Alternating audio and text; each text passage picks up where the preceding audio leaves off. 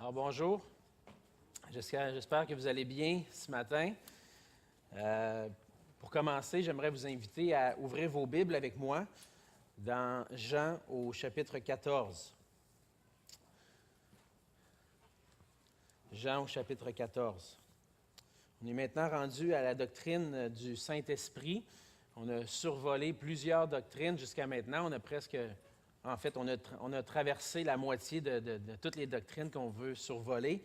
On est rendu à la 10e leçon sur 15, donc on avance bien.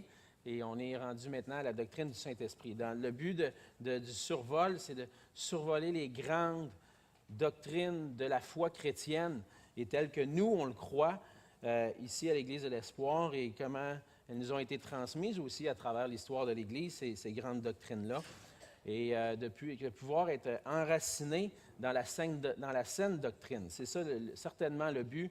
Ce que Paul avait donné comme mandat à Timothée, c'est de prêcher la saine doctrine. Et ce qu'on veut faire ici à l'Église, c'est donner cette saine doctrine-là à travers ses cours, à travers la prédication. Et ce matin, on va voir ensemble la doctrine du Saint-Esprit à partir du passage dans Jean au chapitre 14. Et je vais lire à partir du verset 15. « Si vous m'aimez, gardez mes commandements.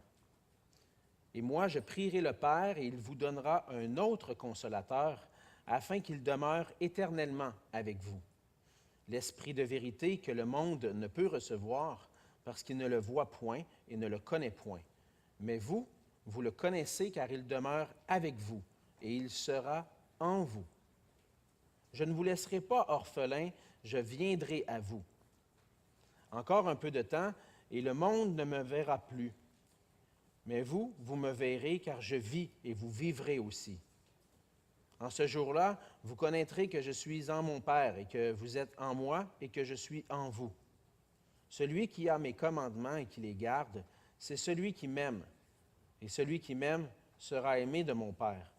Je l'aimerai et je me ferai connaître à lui. » Jude, non pas l'Iscario, lui dit, « Seigneur, d'où vient que tu te feras connaître à nous et non au monde? » Jésus lui répondit, « Si quelqu'un m'aime, il gardera ma parole, et mon Père l'aimera.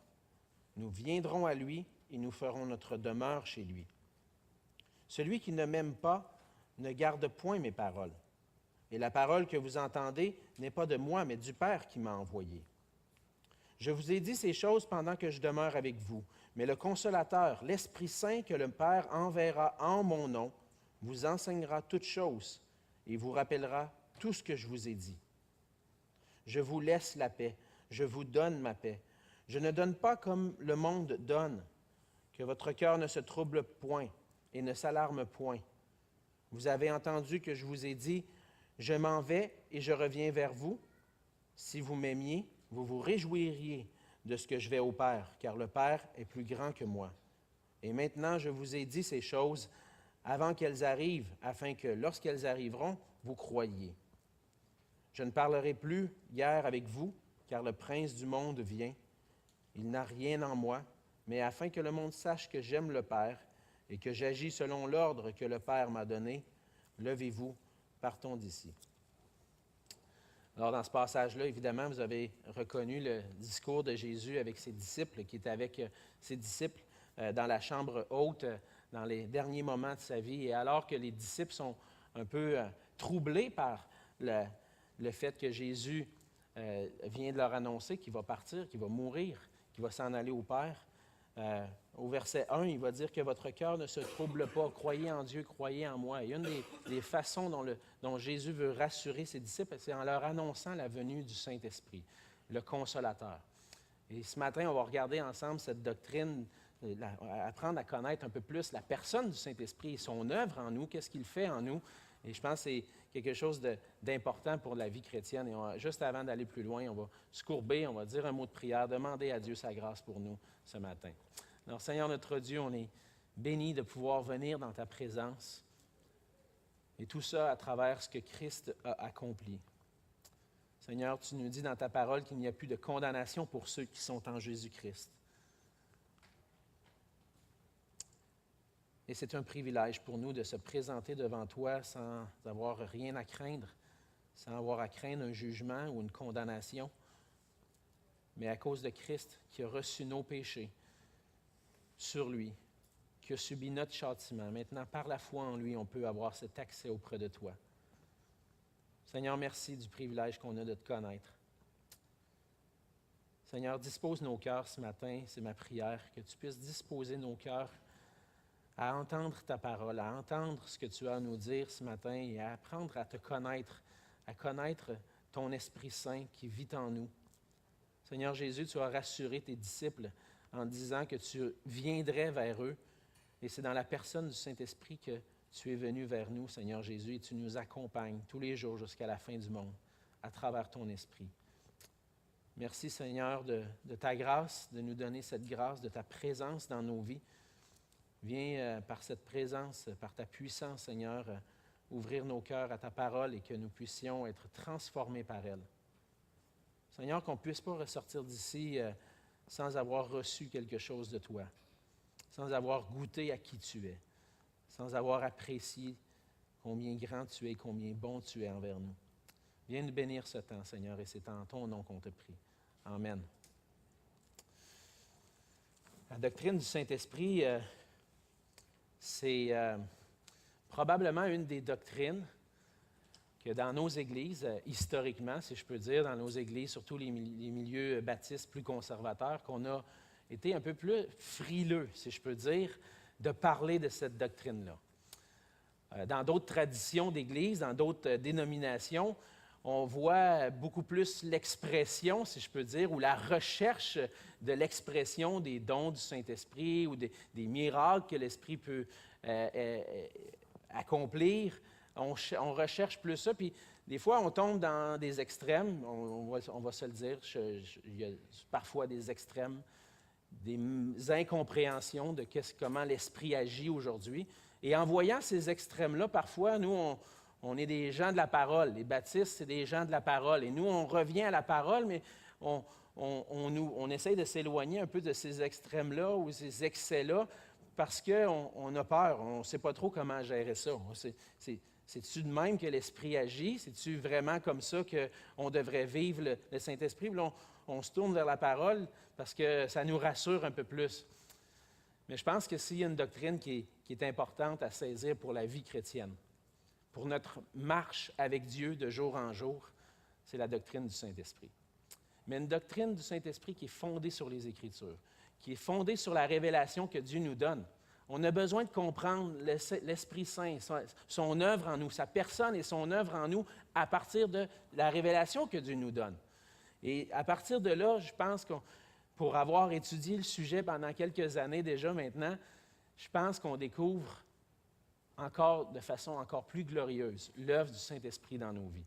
Et j'espère ce matin pouvoir vous encourager et pouvoir aussi peut-être éclairer certaines questions qui peuvent être soulevées par rapport à cette doctrine-là, pour qu'on puisse vivre pleinement l'œuvre de l'Esprit en nous. Comme Paul dit, d'être rempli du Saint-Esprit de jour en jour pour qu'on puisse vivre pour la gloire de Dieu, parce que, comme on va le voir, c'est le Saint-Esprit qui nous permet de faire ça, de vivre pour Dieu, de vivre pour la gloire de Dieu. Alors, ce matin, on va voir ensemble cette doctrine-là qui est importante et on va regarder ensemble la doctrine sous deux grands thèmes. Premièrement, on va regarder à la personne du Saint-Esprit, à sa divinité, le fait que le Saint-Esprit est Dieu. C'est quelque chose qu'on a touché, on a effleuré le sujet lorsqu'on a parlé de la Trinité, de la doctrine de la Trinité. Mais ce matin, on va aller un peu plus en profondeur sur sa divinité et aussi sur sa personne. L'autre volet, c'est son œuvre en nous. Il y a la personne du Saint-Esprit, et ensuite de ça, comment le Saint-Esprit œuvre en nous, et entre autres, son œuvre en relation avec l'inspiration des Écritures, la création, la vie et l'œuvre de Jésus-Christ, le salut des hommes et l'Église. Donc, on va voir qu'à travers toutes les Écritures, à travers toutes les grandes étapes du plan de rédemption de Dieu, l'Esprit est à l'œuvre. Il est à l'œuvre d'une manière particulière et on va essayer de le comprendre ensemble. Donc, on va voir que le Saint-Esprit occupe une place importante dans les Écritures et aussi pour nos vies aujourd'hui. Donc, pour commencer, on va regarder la personne du Saint-Esprit. Qui est le Saint-Esprit? Le Saint-Esprit, c'est une des trois personnes en Dieu, comme on a vu lors de la doctrine de la Trinité, dans cette doctrine de la Trinité qui nous parle que Dieu est un, mais qu'il y a trois personnes qui se manifestent en trois personnes, mais il est trois personnes aussi. Le Père, le Fils et le Saint-Esprit. Et ces trois personnes-là sont Dieu. Et donc ça, le Saint-Esprit, en réalité, c'est une personne. On va le voir un peu plus en détail pourquoi on dit qu'il est une personne et pas simplement une force ou une puissance de la part de Dieu. Il est vraiment une personne distincte. Mais premièrement, on va voir pourquoi on dit que le Saint-Esprit est Dieu. Premièrement, on voit que le Saint-Esprit est pleinement un être divin, qu'il possède les attributs de Dieu. Mais on voit dans les passages des Écritures qu'on voit un parallèle clairement établi entre le fait, lorsqu'on parle de l'Esprit, et lorsqu'on parle de l'Esprit, on réfère à Dieu aussi. Entre autres, dans Actes 5, Actes au chapitre 5, les versets 3 et 4, vous vous rappelez probablement ce moment-là où Ananias et Saphira ont vendu un champ et puis ont menti sur le prix du champ, sur le prix que le champ a été vendu. Et à ce moment-là, Pierre va dire à Ananias, Pierre lui dit, « Ananias, pourquoi Satan a-t-il rempli ton cœur au point que tu mentes au Saint-Esprit? » Remarquez bien ici, il a menti au Saint-Esprit. « Et que tu aies retenu une partie du prix du champ. S'il n'avait été vendu, ne te restait-il pas? Et après qu'il a été vendu, le prix n'était-il pas à ta disposition? Comment as-tu pu mettre en ton cœur un pareil dessein? Ce n'est pas à des hommes que tu as menti, mais à Dieu. » Donc, vous voyez le parallèle que Pierre fait ici? Il dit, pourquoi tu as menti au Saint-Esprit? Et ensuite de ça, en mentant au Saint-Esprit, tu as menti à Dieu. Et donc, on voit ce lien-là entre le fait que le Saint-Esprit et Dieu réfèrent à la même personne.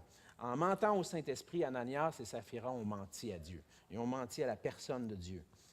Un peu plus loin, dans 1 Corinthiens 2, Paul va exprimer aussi ce parallèle-là. Il va faire ce lien-là entre l'Esprit et Dieu, qui dit au verset 11, 1 Corinthiens 2, 11, « Qui donc, parmi les hommes, connaît les choses de l'homme, si ce n'est l'Esprit de l'homme qui est en lui?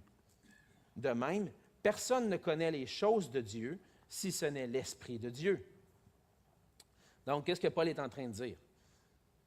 Qui connaît bien quelqu'un? Bien, son esprit qui vit en lui. Donc, l'esprit d'Alexandre, s'il y a quelqu'un qui connaît bien Alexandre, c'est l'esprit d'Alexandre qui vit en Alexandre. Pourquoi? Parce que l'esprit d'Alexandre, c'est Alexandre. Hein, c'est vrai? Ça fait partie de moi, ça fait partie de ma personne. Mon esprit, mon âme font partie de moi, ça fait partie de ma personne. Donc, si je peux connaître Alexandre, c'est parce que l'esprit d'Alexandre connaît Alexandre. Parce que l'esprit est Alexandre.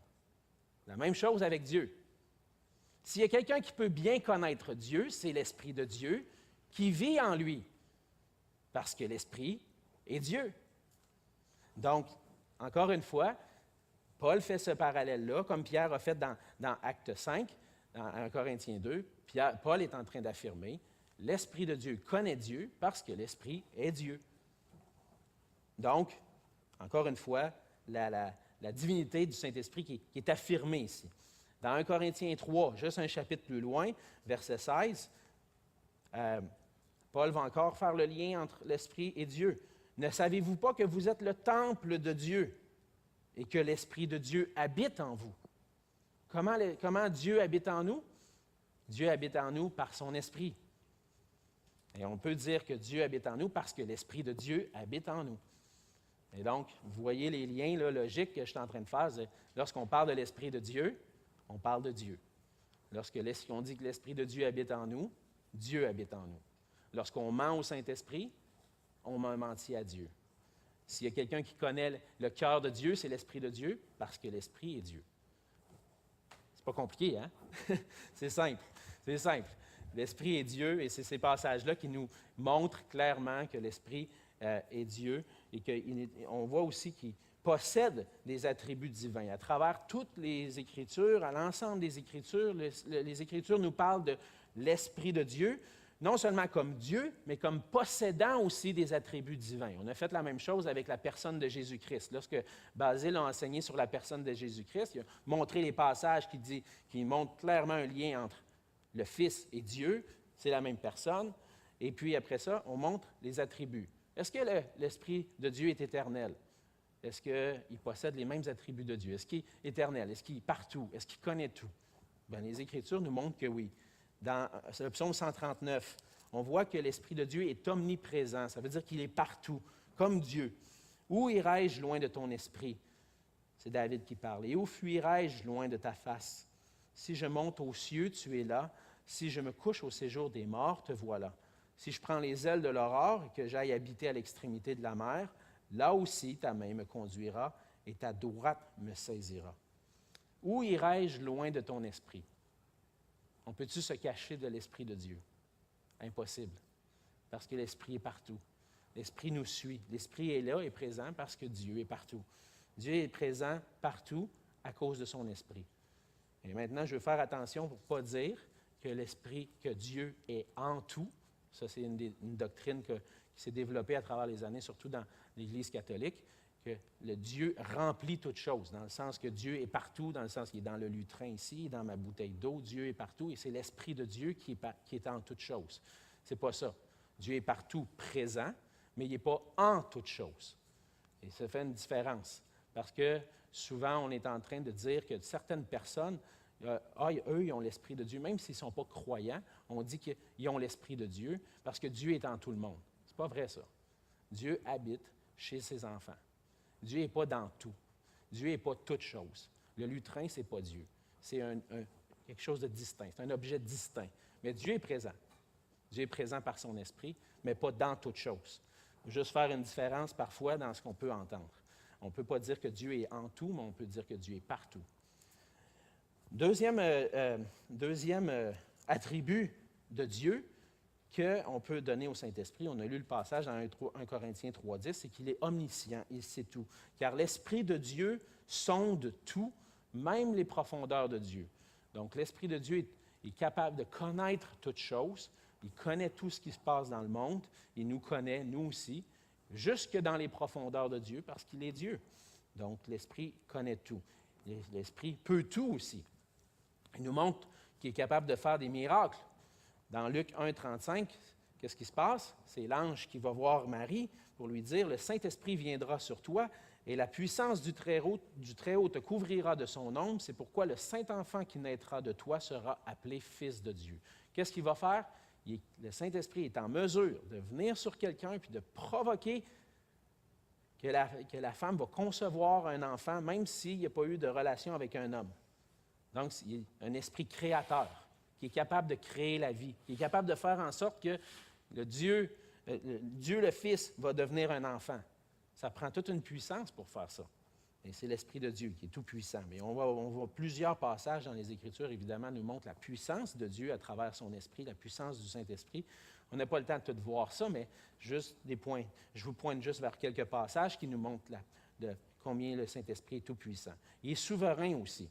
Dans 1 Corinthiens 12, 11, c'est lui qui donne les dons du Saint-Esprit, qui donne les dons. Il dit, Paul qui dit encore une fois, un seul et même Esprit opère toutes choses, les distribuant à chacun en particulier comme il veut. Donc, il opère toutes choses, il est capable de faire toutes choses.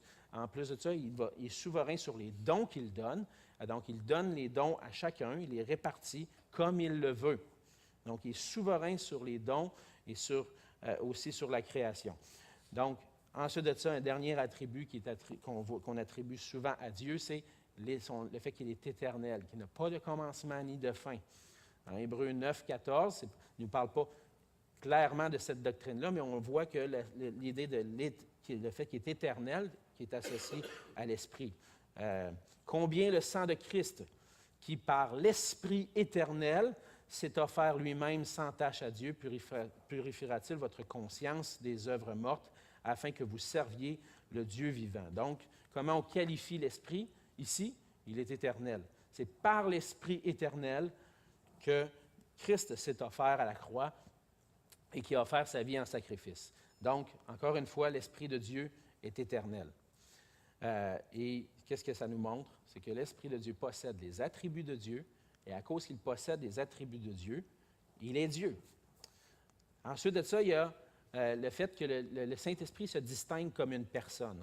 Je vous ai donné une liste là, dans vos notes là, de qu'est-ce qui montre que le Saint-Esprit possède les propriétés d'une personne. Premièrement, comme on l'a lu dans le passage ce matin, c'est un consolateur.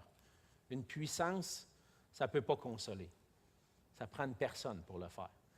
Moi, quand je veux consoler, ma femme vit de la tristesse, je m'en vais près d'elle, puis elle a besoin d'entendre des paroles de consolation. Bien, Dieu nous console. Puis les disciples, dans le passage, dans Jean 14, comment Jésus les console en leur disant, je vais vous envoyer un consolateur, une personne qui va. Puis à travers cette personne-là, c'est moi qui vais être avec vous. Et donc, le Saint-Esprit est une personne parce qu'il est capable de nous consoler, il est capable de nous parler. On va le voir aussi. Il est possible de lui mentir. Donc, comme je suis capable de mentir à quelqu'un, on peut possible de mentir au Saint-Esprit. On l'a vu avec Ananias et Saphira. Il possède une sagesse.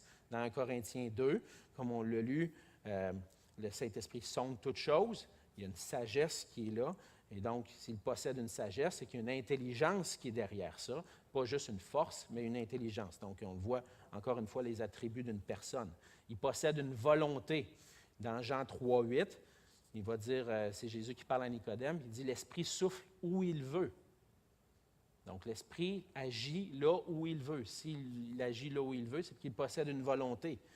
1 Corinthiens 12, encore une fois, les dons qu'il distribue, il les donne à chacun selon sa volonté, selon ce qu'il veut. Donc, l'Esprit possède une volonté.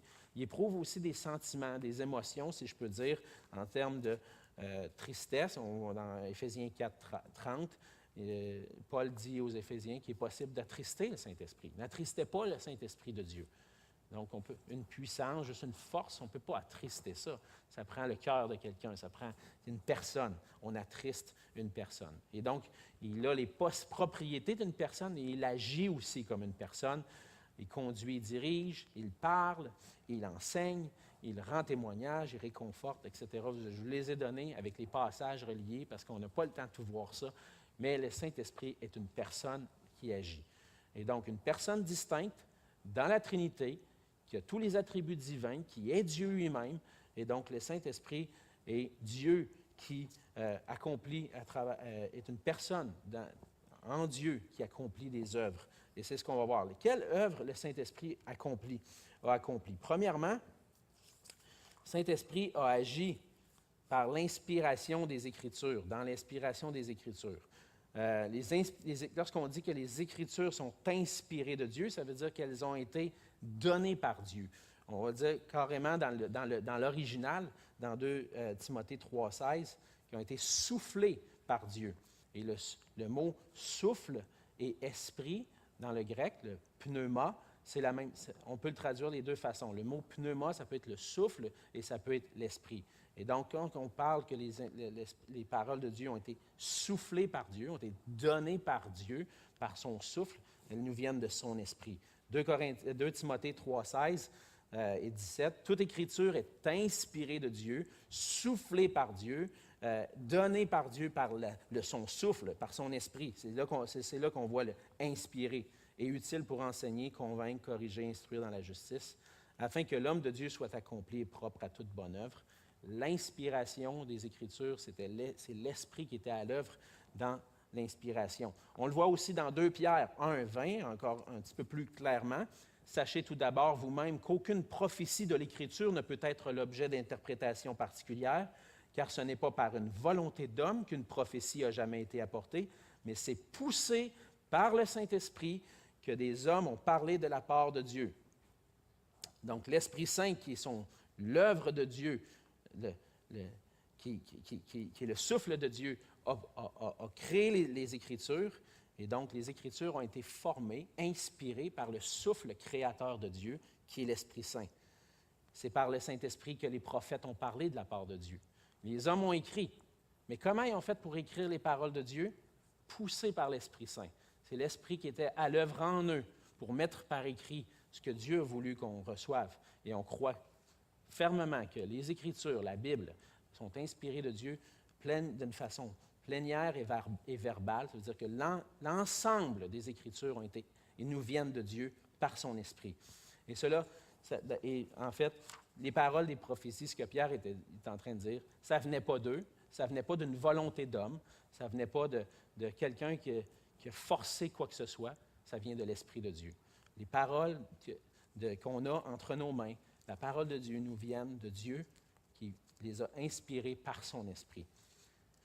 Ensuite de ça, en lien avec les Écritures, et l'inspiration et l'autorité des Écritures, l'Esprit de Dieu fait une œuvre dans nos cœurs à nous pour qu'on puisse reconnaître l'autorité des Écritures.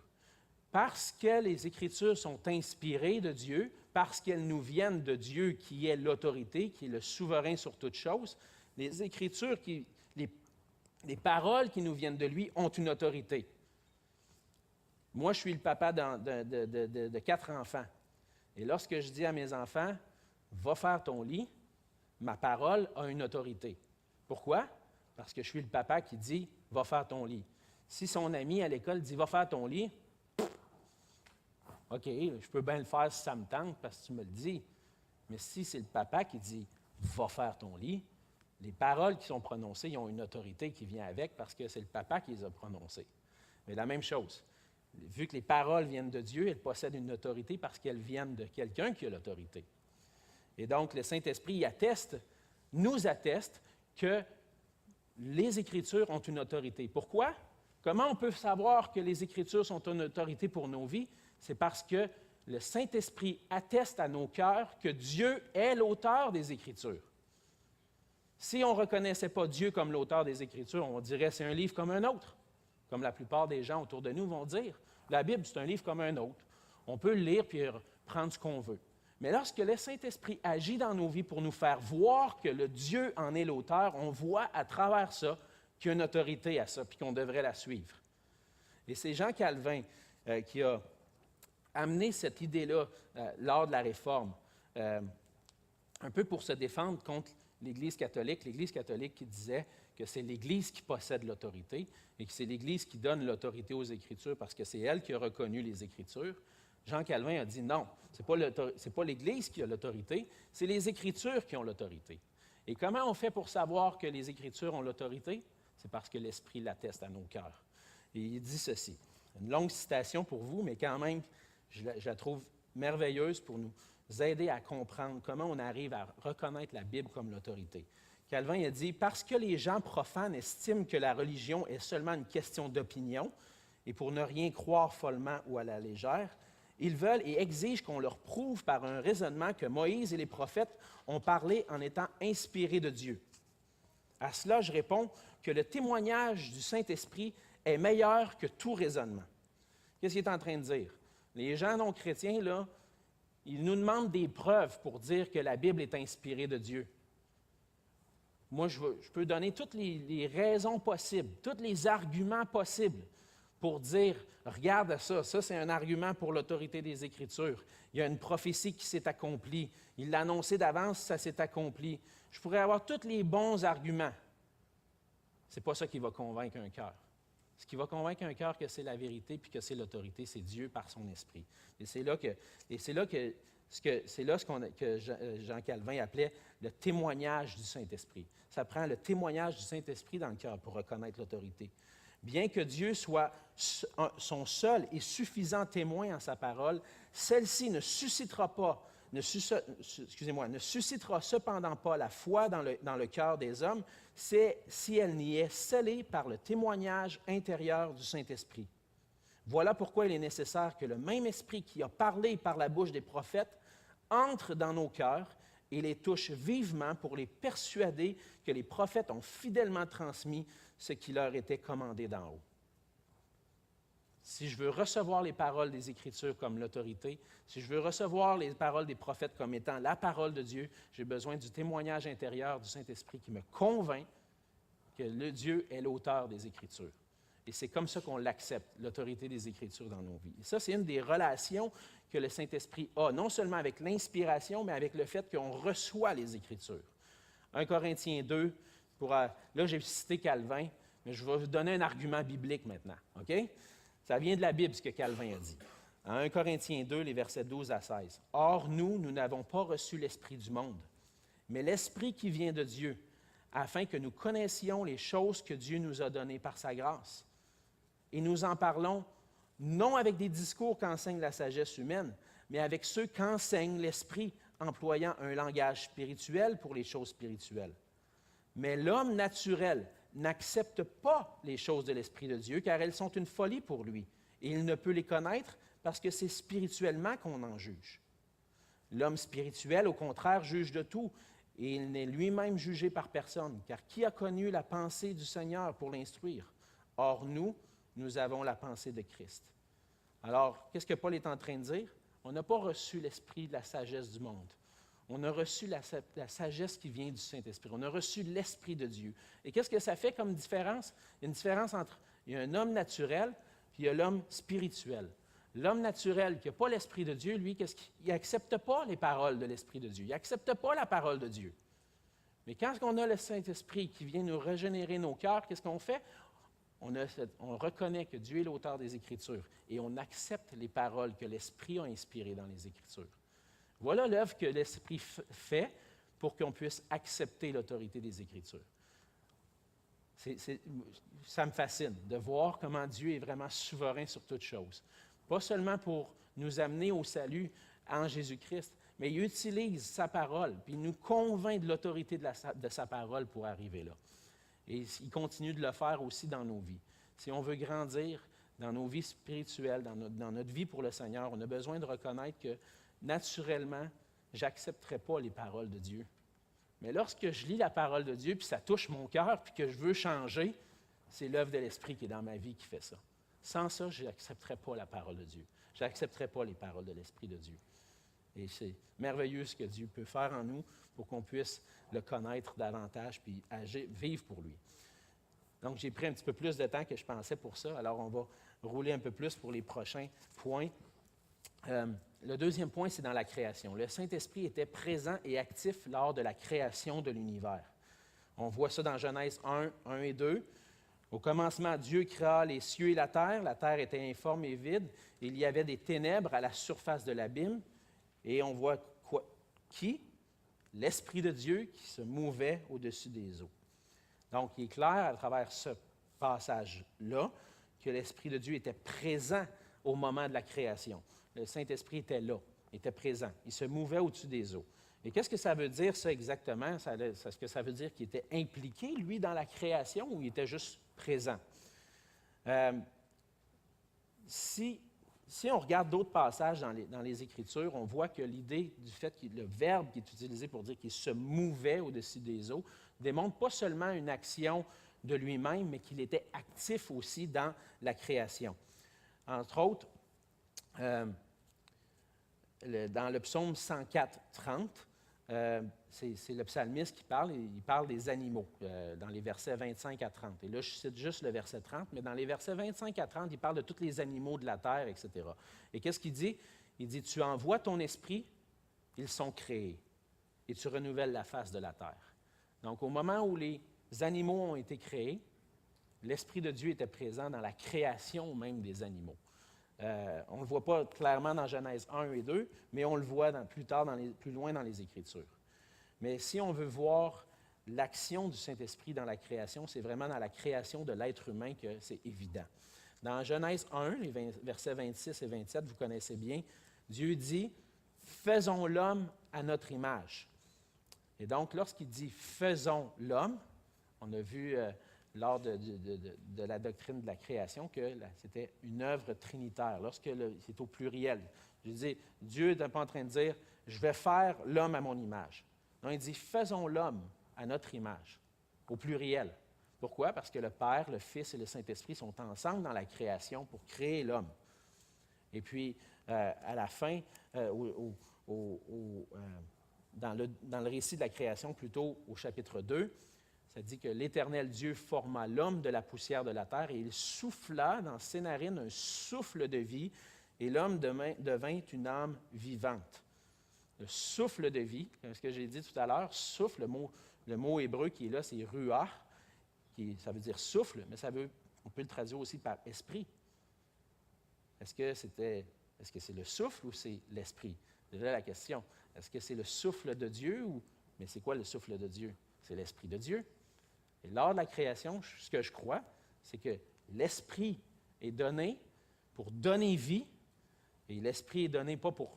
Là, on ne possède pas l'Esprit qui sauve, mais plutôt l'Esprit qui anime toute chose, et l'Esprit qui anime est donné au moment de la création pour qu'on puisse respirer, pour qu'on puisse vivre. pour vous convaincre de ça. Job 33, verset 4. C'est Élihu qui dit « L'Esprit de Dieu m'a créé et le souffle du Tout-Puissant m'anime. » Donc, au moment où le parallèle qu'on voit ici, c'est Dieu, l'Esprit de Dieu m'a créé. Comment? Parce qu'il m'a donné le souffle de vie. Et l'Esprit de Dieu était présent au moment, non seulement présent au moment de la création, mais il était actif au moment de la création en créant les animaux et en créant les hommes.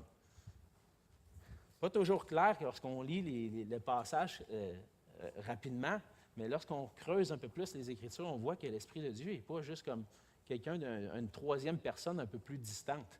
Non, il est présent.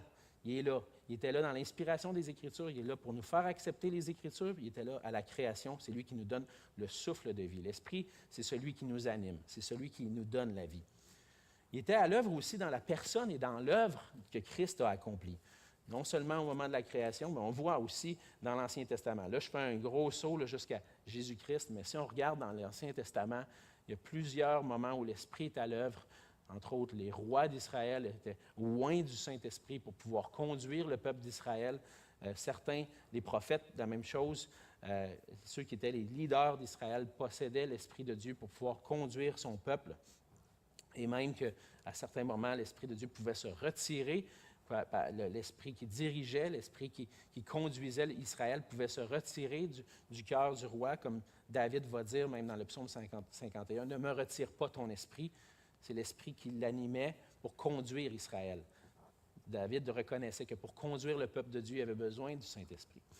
Là, je fais un saut dans la personne de Jésus-Christ, dans tous les éléments de son ministère, que ce soit de sa conception jusqu'à son ascension.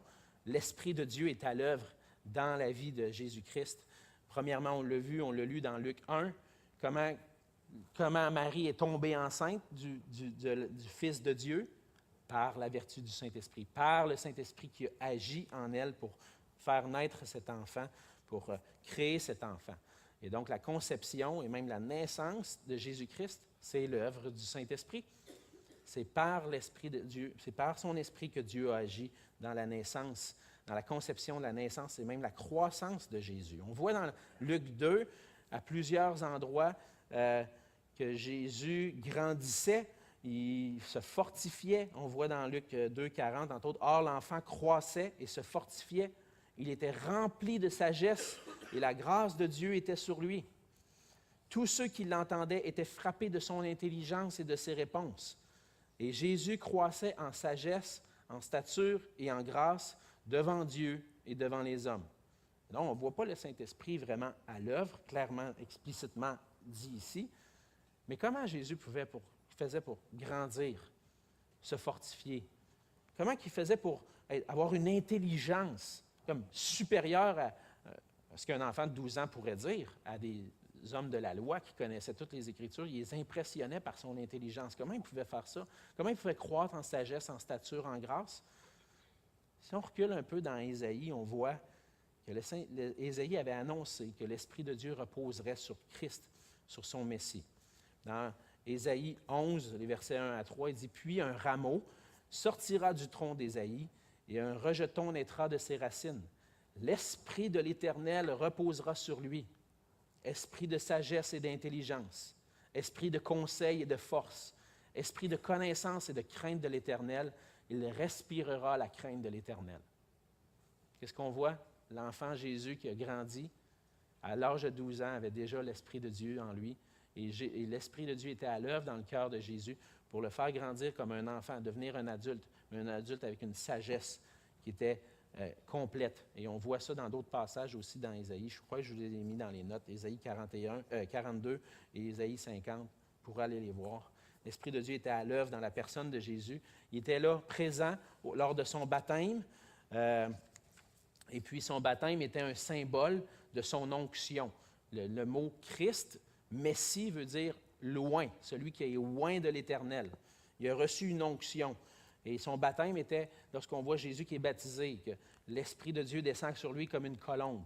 C'était une manifestation qu'il était loin de l'Éternel, celui qui avait reçu l'Esprit de Dieu pour accomplir le ministère prophétique.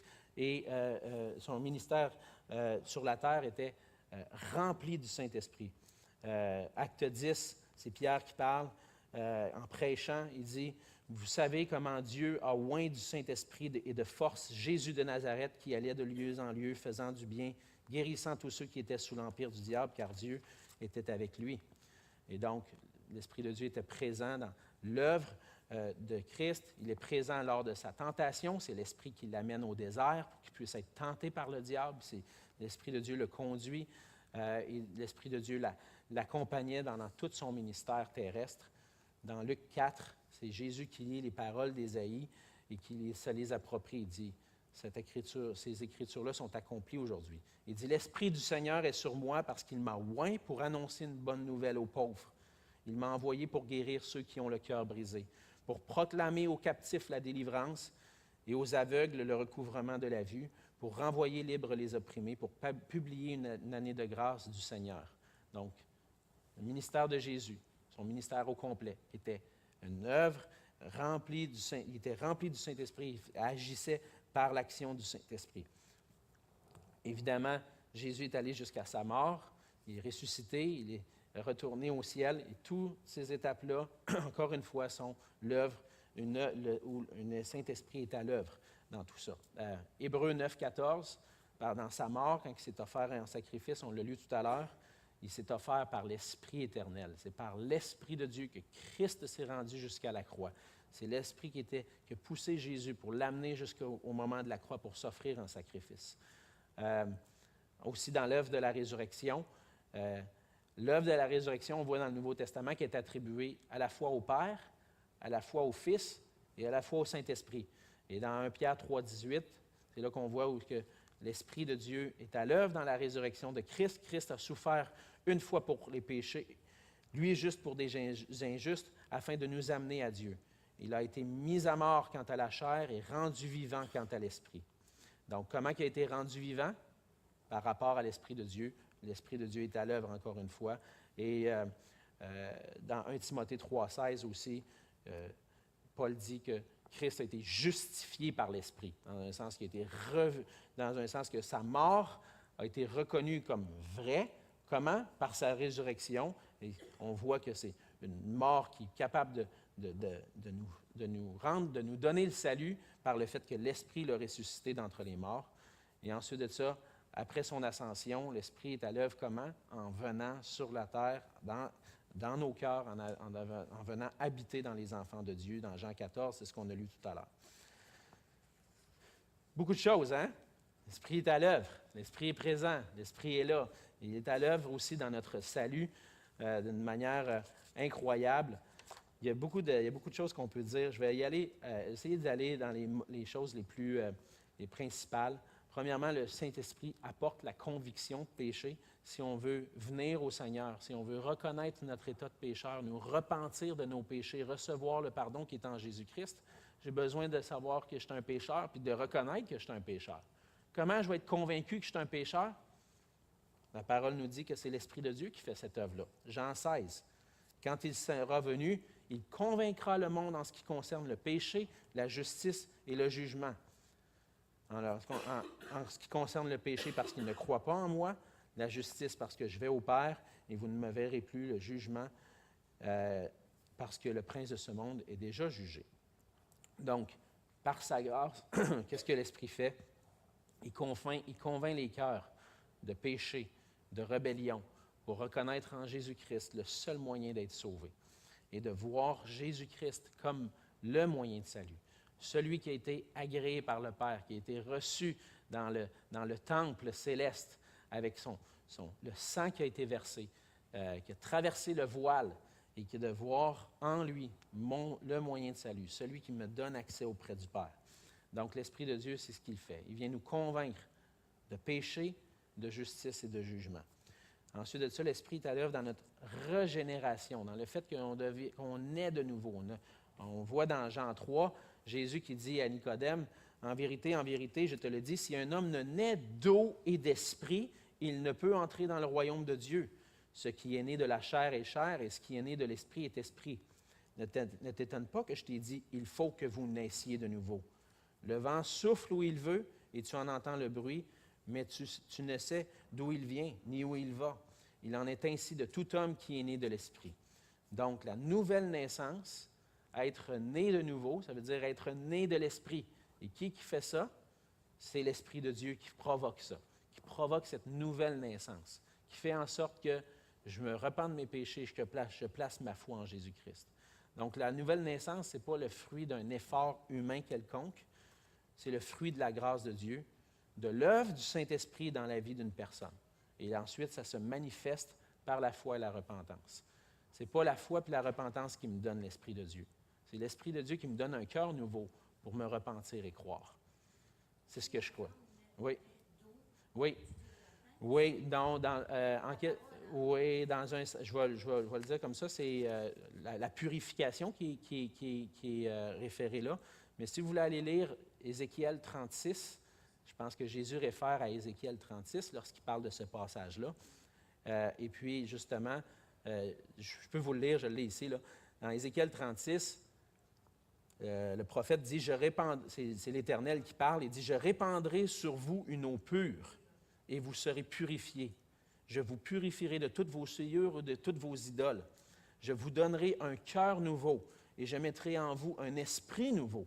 J'ôterai de votre cœur de corps le cœur de pierre, et je vous donnerai un cœur de chair. Je mettrai mon esprit en vous. » Et lorsqu'il dit « né d'eau et d'esprit », dans Jean 3, je pense que Jésus réfère à ce passage-là dans Ézéchiel 36, qui dit oui, oui. C'est, dans un sens, c'est l'idée d'une purification.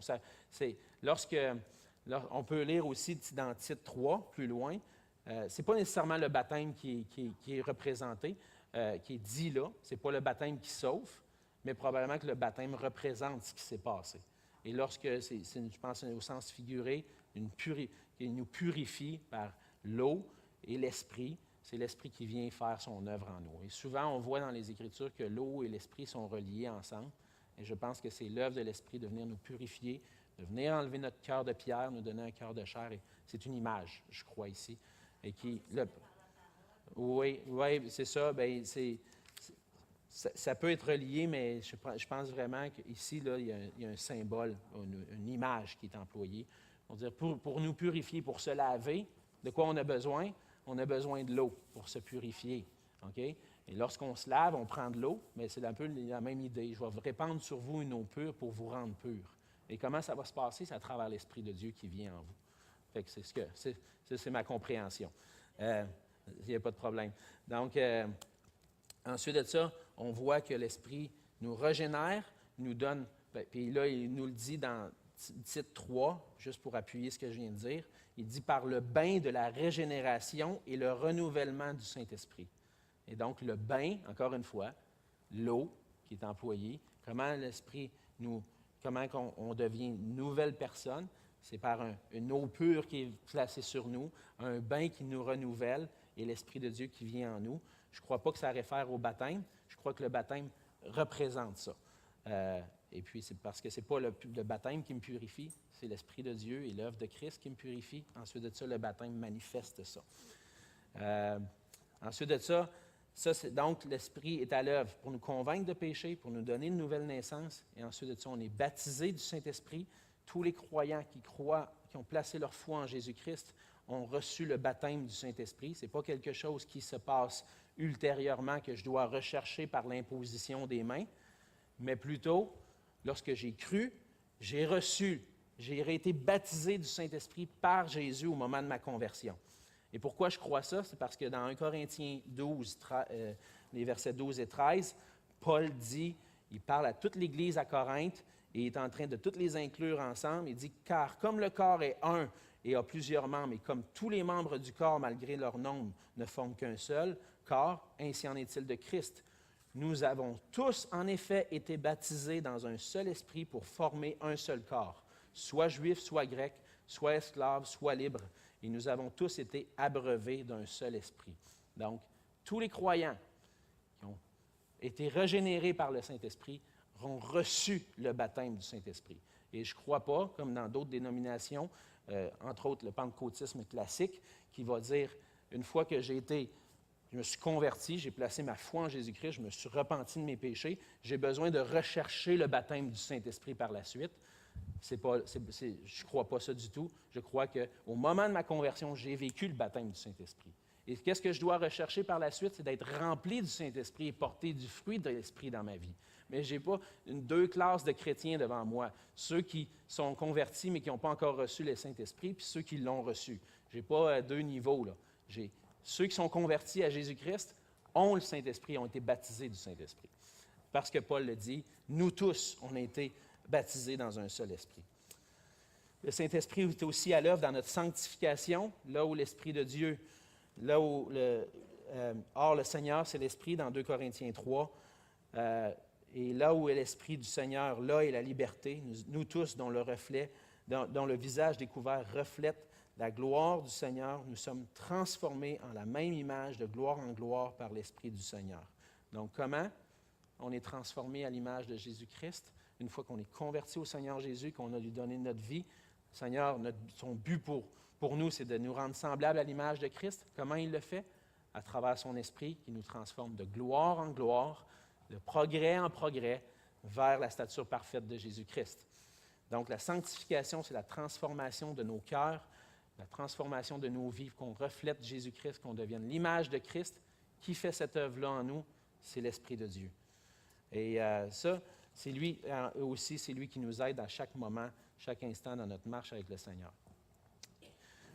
Le Saint-Esprit est à l'œuvre dans l'Église aussi. On va terminer avec ça. La venue du Saint-Esprit au jour de la Pentecôte. En Acte 2, lorsqu'on lit le passage, on voit que l'Esprit vient sur les disciples qui sont assemblés dans la chambre haute. Ensuite de ça, il prêche l'Évangile. Les gens reçoivent le Saint-Esprit aussi par la prédication et par leur conversion à l'Évangile. Et donc, l'Église est créée, la nouvelle alliance est inaugurée au moment où le Saint-Esprit descend sur les apôtres. Et le Saint-Esprit, c'est celui qui va fortifier l'Église pour accomplir sa mission. Dans Acte 1:8, Jésus dit, vous allez recevoir une puissance, le Saint-Esprit qui survient sur vous, vous allez être mes témoins jusqu'aux extrémités de la terre. Comment l'Église est capable de prêcher l'Évangile puis proclamer ce que Christ a accompli pour eux? C'est par la puissance du Saint-Esprit qui agit dans les croyants. Il y a d'autres versets, je suis obligé de me dépêcher pour terminer, là, mais je vous invite à aller les lire, de voir comment l'Esprit est à l'œuvre et fortifie l'Église pour accomplir sa mission. C'est celui qui donne aussi les dons à l'Église pour son édification. Donc, le but des dons du Saint-Esprit, c'est d'édifier l'Église locale, pas pour une gloire personnelle. Moi, j'ai ce don-là, puis je suis capable de faire ça, puis je suis capable de faire des plus grandes choses que certains autres chrétiens. Non. J'ai reçu un don du Saint-Esprit pour le mettre à l'œuvre pour le corps de Christ. Pas à m'enorgueillir de ça, mais plutôt m'humilier, dire merci Seigneur pour le don que tu me donnes, puis maintenant je veux servir ton Église. Je veux mettre à profit le don que tu m'as donné. Je veux que la gloire te revienne. Gloire à Dieu parce que Dieu me donne un don particulier pour que je puisse enseigner ou que je puisse servir dans des ministères. Et le but de ça, c'est l'édification du corps de Christ. On veut, par l'Esprit de Dieu, s'édifier ensemble. Et là, on parle souvent, je vais terminer avec ce petit point-là, on parle souvent de dons miraculeux. Est-ce que les dons miraculeux continuent et persistent dans l'Église? Lorsqu'on parle des dons miraculeux, on parle entre autres du don des langues, de la prophétie, l'interprétation des langues, les dons de guérison, etc. C'est une grande question parce qu'on en connaît, il y a des églises autour de nous qui croient que les dons continuent. Il y a d'autres églises qui croient que les dons ont cessé. Entre autres, je vais juste présenter un peu ces deux positions-là. Ceux qui croient que les dons ont cessé, croient que les dons étaient particulièrement utilisés au temps des apôtres pour attester l'œuvre de Christ en attendant que toutes les Écritures, que le canon des Écritures, que l'ensemble des Écritures soit écrit. Et puis, dans un sens, une fois que les Écritures ont été complétées, on n'a plus besoin de ces miracles-là parce qu'ils nous sont relatés dans les Écritures et les Écritures sont suffisantes pour nous convaincre puis nous amener au salut. Donc, les miracles étaient dans le temps des apôtres pour approuver, confirmer le message de l'Évangile jusqu'à temps que les Écritures soient complétées. Et puis, à partir du moment où les Écritures sont complétées, les Écritures sont toutes suffisantes, on n'a plus besoin d'avoir des miracles pour attester les choses parce que la parole de Dieu est vraie et elle nous convainc. Ça, c'est ceux qu'on appelle les cessationnistes, ceux qui disent que les dons miraculeux ont cessé. Ça ne dit pas que tous les dons ont cessé, mais particulièrement les dons miraculeux. Il y a des autres qu'on appelle les continuistes, ceux qui croient que les dons continuent d'œuvrer dans l'Église. Et ceux qui croient que les dons continuent, il y a à certains niveaux. Il y en a qui croient que les dons continuent, mais pas de la même manière que dans le Nouveau Testament. D'autres vont croire que non, les miracles là, que Jésus faisait sont disponibles aujourd'hui. On peut guérir des gens. Quelqu'un est malade, je vais m'imposer les mains, je vais prier, puis si cette personne-là elle a la foi, elle va être guérie. Toutes sortes de choses qu'on peut croire par rapport à ça. Et donc, ça, c'est ceux qui sont continuistes. Voici ce que je crois. Et que je pense qu'il est quand même partagé par l'ensemble des pasteurs ici, cette conviction-là. Ma conviction, c'est que je ne vois pas, dans les Écritures, un moment où Dieu va dire que les dons vont cesser totalement. Si je cherche les Écritures puis que je creuse puis j'essaie de comprendre, il peut-tu avoir encore des dons miraculeux ou Dieu dit que ça a vraiment cessé là, quand les Écritures ont été écrites? Je ne suis pas capable de trouver ça. Et donc, là où je vais me ranger, c'est de regarder dans l'histoire de l'Église, depuis justement que le canon des Écritures est complet, depuis le temps des apôtres. Est-ce que c'est pareil comme dans le temps du Nouveau Testament? J'ai pas l'impression, comme dans le temps des apôtres, je n'ai pas l'impression que c'est la même chose. J'ai l'impression qu'il y a comme une diminution de l'action des dons miraculeux. Est-ce que ça veut dire que c'est impossible qu'il y en ait? Je pense que c'est possible. Dieu est tout-puissant et Dieu peut faire toutes choses, et l'Esprit de Dieu est tout-puissant, Dieu peut faire toutes choses par son Esprit, s'il le désire de le faire. Mais je dois être conscient que je regarde dans l'ensemble de l'histoire de l'Église et j'en vois moins. Et si je veux voir les dons miraculeux à l'œuvre, je dois les regarder puis regarder dans les Écritures comment ça fonctionne. Si j'ai quelqu'un qui parle en langue, qui me dit « j'ai un don des langues », OK, comment les Écritures nous disent que ça fonctionne? Bien, s'il y a un don des langues, il y a quelqu'un qui doit interpréter. Il doit y avoir quelqu'un qui a un don d'interprétation. On va examiner. On va user de discernement pour voir est-ce que c'est vraiment quelque chose qui vient de l'Esprit de Dieu. Et ce que je crois, c'est que Satan, Paul nous dit que Satan se déguise en ange de lumière aussi. Fait que ça peut arriver parfois que ça a l'air que ça vient de Dieu, puis wow, il y a des miracles. Est-ce que c'est à cause qu'un miracle arrive que ça vient nécessairement de Dieu? Non. Il y en a qui accomplissent des miracles, puis qui n'appartiennent même pas à Dieu, ils vont être jugés à la fin. Alors, je dois user de discernement. Et c'est ce que l'histoire de l'Église m'enseigne. Discerner. Est-ce que ça vient vraiment de Dieu? Je ne veux pas nier les témoignages. J'entends des témoignages de missionnaires sur les champs de mission qui voient des miracles extraordinaires. Moi, je n'en ai jamais vu de mes yeux. Quelqu'un qui était aveugle, on lui a imposé les mains, il a recouvert la vue. Je ne l'ai jamais vu. Ça ne veut pas dire que ça ne peut pas arriver. Je pense que Dieu peut le faire. Mais est-ce que je dois absolument courir après ça, essayer de chercher absolument d'avoir de la guérison dans l'Église? Je ne pense pas, parce que je pense que Dieu a diminué, puis Dieu n'agit pas toujours de la même façon. Si Dieu veut le faire, il va le faire, mais je dois user de discernement avec ça. Alors, je vous ai donné en 2 minutes ma position sur les dons miraculeux. Je pense qu'on veut suivre les Écritures, être fidèle aux Écritures lorsqu'on applique les dons du Saint-Esprit et s'assurer que, par la grâce de Dieu, on use de discernement. Puis tout ça, pas pour la gloire des hommes, pour la gloire de Dieu. Amen. On va se courber. Seigneur notre Dieu, merci pour ta grâce. Merci pour ton amour. Seigneur, il y a des sujets qu'on pourrait prendre des semaines à expliquer. Et on essaie de le faire en 5 minutes, puis on est conscient que des fois, ça ne suffit pas. Mais par ta grâce, Seigneur, tu nous nourris par ta parole. Tu nous donnes ton esprit qui nous fortifie, qui nous équipe pour la mission.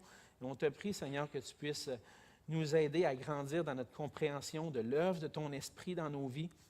Qu'on puisse, premièrement, avant de rechercher toutes sortes de dons extraordinaires, qu'on puisse premièrement rechercher la sainteté, parce que ça, c'est clair dans ta parole, Seigneur. Tu nous appelles à vivre dans la sainteté, et c'est par ton esprit que tu accomplis cette œuvre-là en nous, Seigneur. Aide-nous, Seigneur, qu'on puisse vivre plein, en étant remplis de ton esprit, qu'on puisse être des témoins pour toi avec la force et la conviction que ton esprit nous donne pour qu'on puisse voir ta gloire autour de nous à travers des gens qui viennent à toi parce que l'Évangile est puissamment annoncé et des gens qui se tournent vers toi. et transforme ton Église, Seigneur, afin qu'elle puisse vivre pour toi et pour ta gloire dans la sainteté. Et garde-nous, Seigneur, jusqu'à la fin par ton esprit pour qu'on puisse te voir face à face. Et merci pour ta grâce envers nous et ton esprit qui est une grâce extraordinaire dans nos vies. Viens nous conduire pendant cette célébration. Garde nos cœurs ouverts à ta parole et remplis nos cœurs de ton esprit pour qu'on puisse te chanter des louanges parce que tu es digne de recevoir toute la gloire et l'honneur par notre bouche et par nos vies. Et c'est dans le nom de Jésus qu'on te prie. Amen.